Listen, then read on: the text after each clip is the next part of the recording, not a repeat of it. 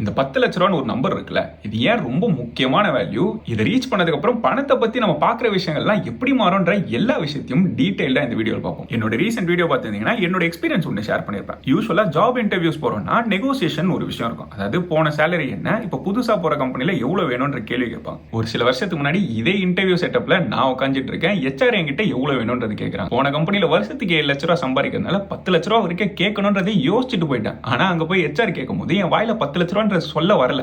ஏதோ ஒரு பயத்தினாலயோ இல்ல கூச்சத்தினாலயோ எனக்கு 9 லட்ச ரூபாய் கொடுங்க, நான் ஜாயின் பண்றேன்னு அவங்கள்ட்ட சொல்றேன். ஒரு பர்டிகுலர் பாயிண்ட் தாண்டனா, அதாவது த்ரெஷ்ஹோல்ட்னு சொல்லுவாங்க, அதை தாண்டின உடனே நம்மளோட பிரெயினே ஏதோ ரீவயர் ஆன மாதிரி இருக்கும். அந்த மாதிரியான வேல்யூ தான் இந்த 10 lakh rupeesன்றது. இதை எப்படி ஸ்டெப் பை ஸ்டெப் நம்ம அச்சீவ் பண்ணலாம்ன்றது இந்த வீடியோல பார்ப்போம். அதுக்கு முன்னாடி என்னோட இன்டர்வியூ ஸ்டோரியை ஆல்ரெடி கேட்காதவங்களுக்கு அதை கம்ப்ளீட் பண்ணிடுறேன். இப்போ நான் 9 லட்ச ரூபாய் சேலரியை நெகோசியேட் பண்ணிட்டு என் ஃப்ரெண்டு கிட்ட வந்து இந்த மாதிரி நான் நெகோசியேட் பண்ணேன்னு சொன்ன உடனே அவன் என்ன கேட்ட கேள்வி ஒன்னே ஒண்ணுதான், நீ லூசாடா, ஏன் இவ்வளவு குறைவான சேலரி கேட்டு வந்திருக்க? அது ரொம்ப பெரிய கம்பெனி, ஆக்சுவலா நீ 20 லட்சம் வரைக்கும் கேட்டிருக்கலாம். நீ பாட்டுக்கு உன்ன கம்மி பண்ணி கேட்டு வந்தேன்னு சொன்னா நீ போய் மறுபடியும் ரீநெகோசியேட் பண்ணி 20 கேளுன்னு சொல்றான். அவன் சொன்னதுக்கு அப்புறம் 20 வேணும்னு சொல்லிட்டு கேட்கலான்ற கான்ஃபிடன்ஸோட போறேன். இப்போ என்னால கான்ஃபிடென்ட்டா அதை கேட்க முடிய மாட்டேங்குது. இந்த பாயிண்ட்ல 16 கொடுங்க நான் ஜாயின் பண்றேன்னு சொல்றேன். அவங்க எதுவுமே கேட்காம சரிப்பா அதை கொடுத்துறேன்னு சொல்றாங்க. அந்த பாயிண்ட்ல தான் லிட்டரலா மண்டக்குள்ள ஏதோ சுவிட்ச் போட்ட மாதிரி இருந்தது. யோசிச்சு பாருங்க, அதே வேலை தான், அதே விஷயத்தை தான் பண்ண போறோம். இங்க 6 மாசத்துல என்ன சம்பாதிக்க முடியுமோ அதை சம்பாதிக்கிறதுக்கு 12 மாசம் கஷ்டப்படுற மாதிரி இருக்கும். அதாவது 2 மடங்கு வேகத்துல ஈஸியா ஓடி இருக்க வேண்டிய விஷயத்தை நம்ம கஷ்டப்பட்டு பண்ற மாதிரி இருந்திருக்கும். இங்க அந்த டபுள் டிஜிட் பாயிண்ட தாண்டதுக்கு அப்புறம் பணத்து கூட இருந்த என்னோட ரிலேஷன்ஷிப்பே கம்ப்ளீட்டா மாறிச்சுன்னு சொல்லலாம். இன்ஃபேக்ட் இதுக்கு அடுத்த மைல் ஸ்டோன்ஸான 10 மடங்கு 25 மடங்கு 50 மடங்கு மைல் ஸ்டோன்ஸ் எல்லாம் ரொம்பவுமே குயிக்கா வந்ததுன்னே சொல்லலாம். ஏன்னா இதுக்கு ஒரு முக்கியமான காரணம் 10 லட்சம்ன்றது ஒரு சைக்கலாஜிக்கல் பேரியரை கிராஸ் பண்ற மாதிரி. நான் இன்வெஸ்ட் பண்ண ஆரம்பிச்ச புதுசுல அந்த முதல் வருஷம் ஃபுல்லா என்னோட லாப நஷ்டத்தை எடுத்து பாக்குறேன்.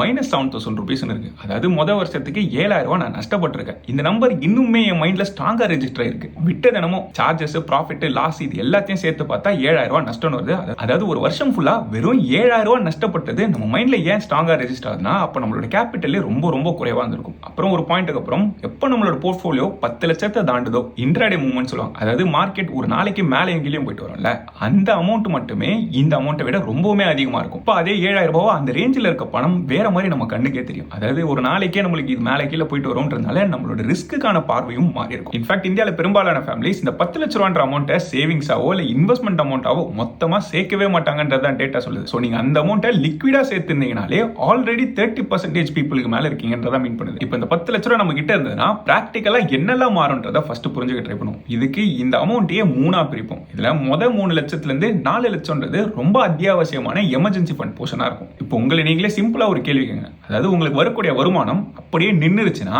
அடுத்து எத்தனை மாசம் வரைக்கும் உங்களால ஓட்ட முடியும்ன்றதை யோசிச்சு பாருங்க. சுத்தமா ஓட்டவே முடியாதுன்றது பதிலா இருந்ததுன்னா நம்ம கிட்ட இந்த முதல் 3-4 லட்சமே இல்லன்றதா மீன் பண்ணுது. ஸோ எமர்ஜென்சி ஃபண்ட்னா என்ன, அடுத்த 6 மாசத்துக்கு ஆகக்கூடிய செலவுகளை நம்ம காசு இல்லைன்னு சொல்லிட்டு எங்கேயோ ஒரு இடத்துல லிக்விடா சேர்த்து வச்சிருக்கணும். லிக்விட்னு சொல்லும் போது நமக்கு தேவை இருக்குன்னா 1-2 கிளிக்ல உடனே நம்மளால ஆக்சஸ் பண்ண முடியும். அதாவது 2-3 நாள் கழிச்சோ இல்ல ஒரு வாரம் கழிச்சோ வரதுலாம் கிடையாது. இப்போ தேவைன்னா எனக்கு உடனே ஆக்சஸ் பண்ற மாதிரி இருக்கும். டிப்பிக்கலா பேங்க்ல வச்சிருப்போம், எஃப்டியாவோ இல்ல ஆர்டியாவோ இல்ல சேவிங்ஸ் அக்கௌண்ட்ல வச்சிருப்போம். ஆனா சேவிங்ஸ் அக்கௌண்ட்ல வச்சிருந்தோம்னா 2 பிரச்சனை இருக்கு. ஒன்னு, நம்மளுக்கு டெய்லி நீட்ஸ்க்கு ஏதோ ஒரு தேவை வந்ததுன்னா இதை எமர்ஜென்சி ஃபண்ட்னு கன்சிடர் பண்ணாம செலவு பண்றதுக்கு வாய்ப்புகள் இருக்கு. ரெண்டாவது, ரொம்ப ரொம்ப குறைவான இன்ட்ரெஸ்ட் தான் கொடுப்பாங்க. இன்ஃப்ளேஷனை கூட பீட் பண்ண மாட்டோம். நம்மளோட பணத்தோட மதிப்பு குறைஞ்சிக்கிட்டே வந்திருக்கும். அதனால இதை ரொம்ப யோசிக்காம ஒரு பேங்க் எஃப்டி ஓபன் பண்ணி இந்த பர்டிகுலர் அமௌண்ட், அதாவது முதல் 3 இருந்து 4 லட்ச ரூபாய் இருக்கும், இதை நம்ம அங்க சேவ் பண்ணணும். இதுக்கு இருக்கிறதுல ஹையஸ்ட் ரேட்ல எங்க எஃப்டி கிடைக்கும் தெரிஞ்சுன்னா ஸ்டேபிள் மணி மாதிரியான பிளாட்ஃபார்ம் யூஸ் பண்ணலாம். 200க்கும் மேற்பட்ட இந்தியன் பேங்க்ஸோட எஃப்டி ரேட் எல்லாத்தையுமே ஒரே இடத்துல நம்மளால கம்பேர் பண்ண முடியும். இந்த ஆப் மூலமாவே தனியா பேங்க் அக்கௌண்ட்லாம் ஓபன் பண்ணாம 9 டிஃபரெண்ட் பேங்க்லயும் 3 என்பிஎஃப்சிலயும் நம்மளால எஃப்டி ஓபன் பண்ண முடியும். ஜெனரலா பேங்க் டெபாசிட்ஸ்க்கு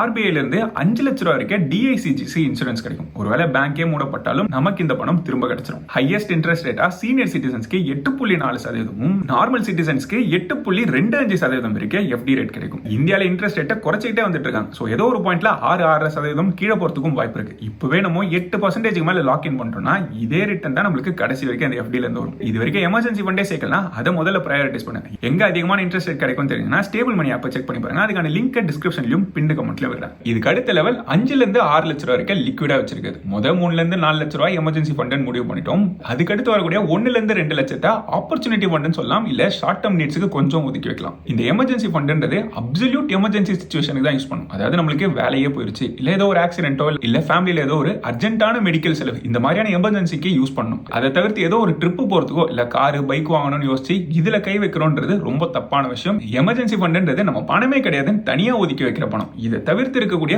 1-2 லட்சத்துல மீதி இருக்க செலவுகளை பார்த்துக்கலாம். அதே நேரத்தில் இதை ஆப்பர்ச்சுனிட்டி ஃபண்டுன்னு சொல்லும்போது மார்க்கெட்ல ஏதோ ஒரு பெரிய கிராஷ் வந்ததுன்னா, உதாரணத்துக்கு 2020 கோவிட் ஃபால் எடுத்துக்கலாம். அந்த பாட்டம்ல யாராவது சிக்னிபிகண்டான பணத்தை இன்வெஸ்ட் பண்ணியிருந்தாங்கன்னா அவங்களோட இன்வெஸ்ட்மெண்ட் ஒரே வருஷத்துல 100% மேலான ரிட்டர்ன் கொடுத்துருக்கும். அதாவது எவ்வளவு போட்டிருந்தாலும் டபுளே ஆயிருக்கும். ஸோ இந்த ஆப்பர்ச்சுனிட்டி ஃபண்டை இந்த மாதிரியான மார்க்கெட் கிராஷுக்கு யூஸ் பண்ணிக்கலாம். ஸோ யோசிச்சு பாருங்க, அந்த முதல் லெவலில் நம்மளோட சேஃப்டியை மட்டும் தான் ப்ரையாரிட்டைஸ் பண்ணும். அது தாண்டினதுக்கு அப்புறம் எங்கெல்லாம் வாய்ப்பு வருதோ அதில் பார்ட்டிசிபேட் பண்றதுக்கு நம்மளுக்கு காசு வரும். இன்ஃபேக்ட் மணி மேக்ஸ் மணின்றதை இதுக்கப்புறம் தான் நம்மளால பார்க்கவே முடியும். மூணாவது லெவலில் லிட்டரலா எக்ஸஸ் அமௌண்ட் எல்லாத்தையுமே இன்வெஸ்ட்மெண்ட்ஸ்ல போட்டுட்டே வரும். அதாவது growth கொடுக்கக்கூடிய அசெட்ஸான ஸ்டாக்ஸோ மியூச்சுவல் ஃபண்ட்ஸோ இல்ல இதர அசெட் கேட்டகரியில் போட்டுட்டு வரும். பணம் ஆக்சுவலா க்ரோ ஆக ஆரம்பிக்கும். ஸோ இந்த 10 லட்ச ரூபான்ற நம்பர் முதல்ல நம்மளுக்கு சைக்கலாஜிக்கல் சேஃப்டி கொடுக்கும். இன்ஃபேக்ட் ஒரு ரிசர்ச்சே என்ன சொல்றாங்கன்னா, யாருக்கிட்டலாம் எமர்ஜென்சி ஃபண்ட் சேர்த்திருக்காங்களோ அவங்களோட வெல்பீயிங்கே பெட்டரா இருக்குன்னு சொல்றாங்க. அதாவது அவங்களோட ஸ்ட்ரெஸ் லெவல்ஸ் குறைவாகவும் ஹாப்பினஸ் லெவல்ஸ் பெட்டரா இருக்குன்றதா ரிசர்ச்சும் டேட்டாவுமே சொல்லுது. இப்போ இந்த 10 லட்ச ரூபா ஒருத்தர் சேர்க்கணும்னா பிராக்டிகல் கால்குலேஷன் ஒன்று எடுப்போம். மாசம் 8,000 ரூபான்ற அமௌண்ட்டை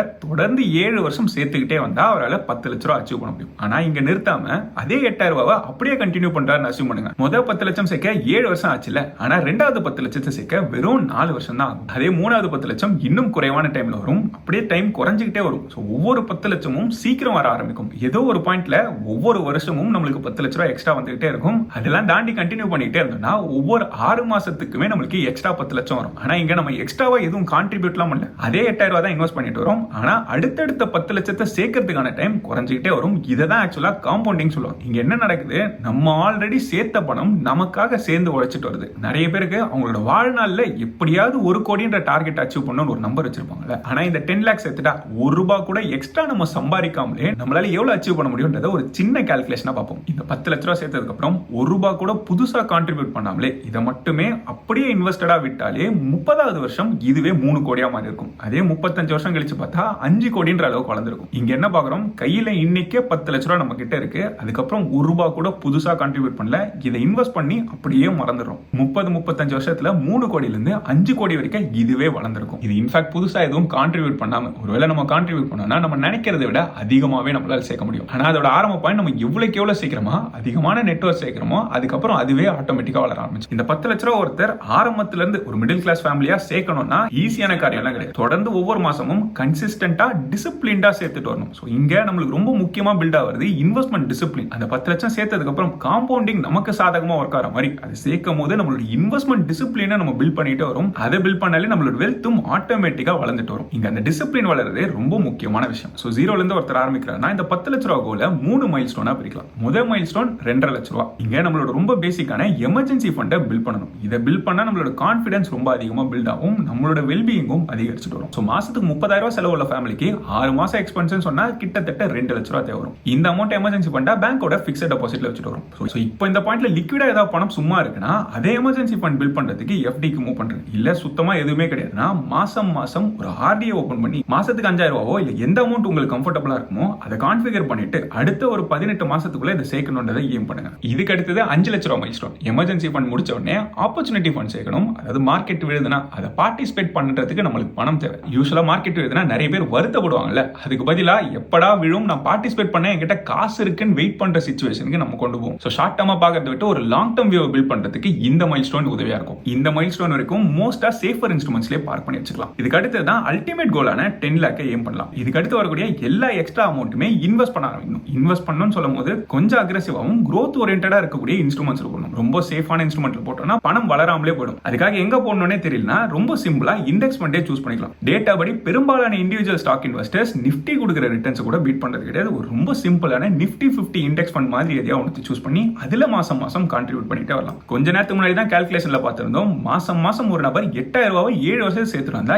இந்த டார்கெட்டை அச்சீவ் பண்ண முடியும். இதை அச்சீவ் பண்ணதுக்கு அப்புறம் 25 லட்சம் 50 லட்சம் 1 கோடின்றதுலாம் நம்ம நினைக்கிறத விட ரொம்ப வேகமாகவும் ஈஸியாவுமே நடந்துரும். ஸோ இந்த 10 லேக்ன்ற பாயிண்ட் அச்சீவ் பண்ண 4 முக்கியமான ஸ்டெப். முதல் ஸ்டெப் இதுதான் நம்ம கோல்ன்றதை மைண்ட்ல ஃபிக்ஸ் பண்ணணும். சைக்கலாஜிக்கலி அந்த பேரியர் உடைக்கணும். ரெண்டாவது நம்மளோட கான்ஃபிடன்ஸை பில்ட் பண்றதுக்கு எமர்ஜென்சி ஃபண்டா முதல் 2ல இருந்து 3 லட்ச ரூபாவை சேஃபர் இன்ஸ்ட்ருமெண்ட்ஸ்ல பார்க் பண்ணணும். இதுல ரிட்டர்ன்ஸ் ஆப்டிமைஸ் பண்ணணும்னு நினைச்சீங்கன்னா ஸ்டேபிள் மணி பிளாட்ஃபார்மை யூஸ் பண்ணிக்கலாம். இங்க இருக்கிறதுல ஹையஸ்ட் எஃப்டி ரேட் எங்க கிடைக்கும்ன்றது பார்க்க முடியும். இன்ஃபேக்ட் இந்த பிளாட்ஃபார்மை இன்ஃபோசிஸோட ஃபவுண்டரான நந்தன் நிலக்கனியே பேக் பண்றாரு. இந்த பிளாட்ஃபார்மோட ட்ரஸ்ட்டை இது எஸ்டாப்ளிஷ் பண்ணுது. இதுக்கடுத்து ஷார்ட் டர்ம் பஃபராகவும் ஆப்பர்ச்சுனிட்டி ஃபண்டாகவும் 2வது மைல் ஸ்டோனுக்கு போகும். இதெல்லாம் முடிச்சதுக்கு அப்புறம் தான் இன்வெஸ்ட்மெண்ட்ஸ்குள்ள போறாம இருக்கும். அதுவும் மாசம் மாசம் ரெகுலரா கன்சிஸ்டன்டா இன்வெஸ்ட் பண்ணிட்டே வரணும். இந்த ஜேர்னி உங்களுக்கு டிசிப்ளினை பில்ட் பண்ணும். இந்த நம்பரை ரீச் பண்ணதுக்கு அப்புறம் பணமே நம்மளுக்கு உழைக்க ஆரம்பிச்சிடும். ஆனா ஆரம்பத்துல இந்த ஸ்டெபிலிட்டி முக்கியம். இந்த எமர்ஜென்சி ஃபண்டை கட்டாயமா ஸ்கிப் பண்ணக்கூடாது. டேபிள் மணிக்கான லிங்க் டிஸ்கிரிப்ஷன்லயும் கமெண்ட்லயும் இருக்கு, கண்டிப்பா செக் பண்ணி பாருங்க. இல்ல இந்த எமர்ஜென்சி ஃபண்டை எப்படி சேர்க்கணும், எங்க சேர்க்கணும்ன்றதை இன்னும் டீடைலா தெரிஞ்சுக்கலாம் அடுத்து இந்த வீடியோ செக் பண்ணி பாருங்க. இது வரைக்கும் இந்த வீடியோல பார்த்த இன்ஃபர்மேஷன் உங்களுக்கு புதுசாவோ இல்ல யூஸ்ஃபுல்லாவோ இருக்குன்னு தோணுச்சுன்னா இந்த வீடியோ லைக் பண்ணி, இந்த சேனலை இது வரைக்கும் சப்ஸ்கிரைப் பண்ணாம பாத்தீங்கன்னா அந்த சப்ஸ்கிரைப் பட்டனை கிளிக் பண்ணி அதுக்கு பக்கத்துல இருக்க பெல் ஐகானை கிளிக் பண்ணி ஆல் என்ற செலக்ட் பண்ணீங்கன்னா இந்த சேனல்ல போற புது வீடியோஸ் நோட்டிபிகேஷன் உடனே வந்து சேரும். நன்றி மக்களே.